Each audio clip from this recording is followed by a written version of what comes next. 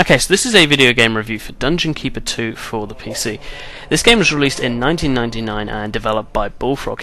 It's a game that received generally favourable reviews, and even if you go on Amazon and things like that these days, they still have like almost 5-star reviews. This really puzzles me somewhat, given that I just don't like the game. It's a game that had a lot of things going for it, but they really, in one or two really important areas, I think it just lay it down entirely. So if you are a fan of the series, then you may not want to listen on. But that said, let's begin the review. Now, as many of you know, Bullfrog are well known for creating some really, really good games such as Theme Park and Theme Hospital. Personally, I love those two. Now, Dungeon Keeper, it shares some of the novelty value, and it definitely has a kind of sense of humour going along with it, which is nice, as the purpose of the game is to manage your dungeon, earn gold, create mana, and destroy your opponents. The main storyline basically has you playing as demonic forces trying to break out into the earth above, and even with some quirky cutscenes in between missions, it feels less like a story and more like a series of scenarios where more and more layer rooms and units are opened up to you along the way. Still, this simple formula could have been excellent were it not for a few annoyances I found with the game. But before I get to my main gripes, I want to point out that I had a good feeling going into this game. The game's premise was interesting, the developer's reputation and the game's reputation preceded it. The graphics were really nice and still hold up today, although you will if you're a beginner, take a bit of time noticing the difference between certain items, rooms and units, with the darker, mostly red and green colour palette being quite predominant. The tutorials are of a very high standard and lead you into the game without throwing everything the game has at you straight away, and hence I had a very good feeling to begin with. That did change, however, but the music is fairly non-existent, with kind of it's strangely electronic in places, but you know where it does exist. But it doesn't really take away from the experience, but it doesn't really add anything either. However, the sound effects are very, very good. They the chipping of the rock and as your imps mine the gold and stuff like that, it all sounds quite good. And the announcer is well voiced and introduces each level with objectives, usually in rhyme, which is in keeping with the style of the game. So that's all hunky-dory. So what do you have to do in this game? Well, to begin with, you have a dungeon heart which increases your mana over time and must be kept safe each mission, so that's something that you have to defend. Your imps, your workers, carve out rock into different rooms and also mine for gold. You can carve the rock in whatever shape you want, but certain rooms will have to be of particular dimensions, and due to water or impenetrable rock in later missions, it becomes harder and harder to squeeze in important areas, which can frustrate your level progress. Units spawn from portals, and depending on what rooms you have, can take on various forms. So for instance, with a library you can spawn warlocks, I believe, and who can upgrade your spells and release fireballs at enemy troops. They're quite useful, whereas guard rooms allow for elves, etc. As you increase your dungeon, you'll come across enemy doors and tunnels out of which enemy troops pour. This process of digging out the earth, placing new rooms, continues until you reach the objective of a level. It's usually you have to end up killing an enemy lord, but it's not a quick process to get to that. As you expand your territory, it can take quite a bit of time. Later levels, which contain water and lava, which must be traversed with bridges, and you'll find yourself entrenching your territory that you have with cannons or traps.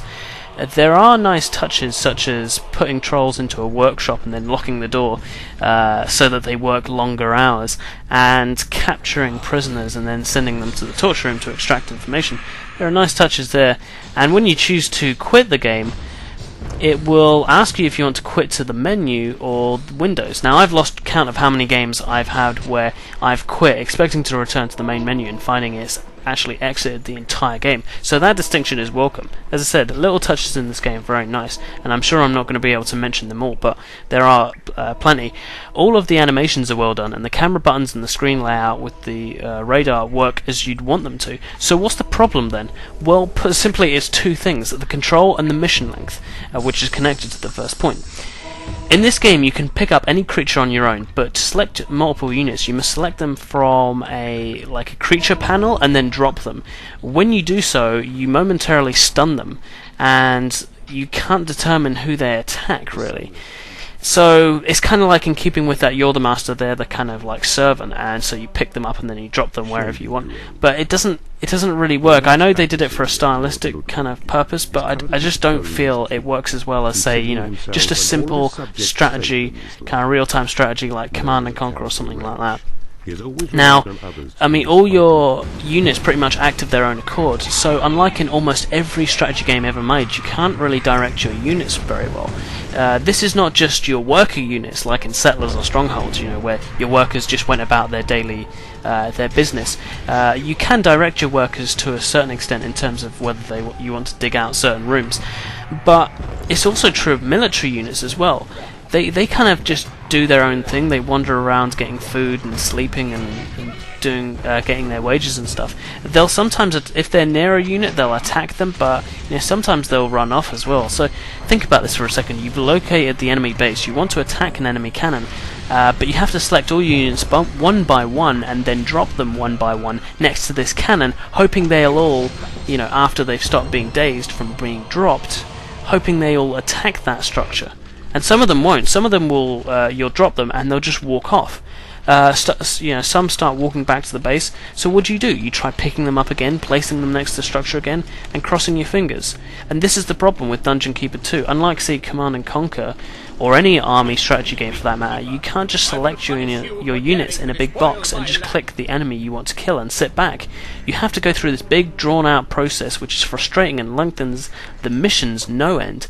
On top of that, they sometimes wander off to get fed, as I've said, to sleep and to get their wages. It's kind of like having Sims or something, but in a strategy game you don't really want that. Now, there is a spell to focus your attack. It kind of like all your units go towards it, but think about it. Then you have none in defense, and the other problem is that costs mana, which you may not have, and isn't perfect for designating multiple moving targets. There's also a first-person mode where you can take control of a unit and attack your enemies, but do you really want to be using this kind of first-person mode in a strategy game rather than having a look over the whole sort of map? And also, it's not particularly practical because a lot of the following units still don't always attack as you want them to. A further gripe is that you can't select what units emerge from your portal, which saw me in one level really needing trolls to create cannon and having to rely on one troll that I had against a pretty tough time limit. There weren't any more trolls coming out of that portal, which was really irritating me. Most of the time I relied on expanding my borders and using cannon to defeat units because my army was virtually useless and unwieldy, so I just used defensive structures instead. Now, Dungeon Keeper 2 is quite a complex game to be able to explain in such a limited time, and certainly despite my final score, it does many things right, and I can't always touch on every single point. I've tried to give a bit of a balanced review here. It's fairly inventive, it has a good learning curve, it contains nice graphics and narration, and has a good screen layout and all the save functions and options you'd expect, as well as a skirmish mode for replay value. So why give it 4.5 out of 10?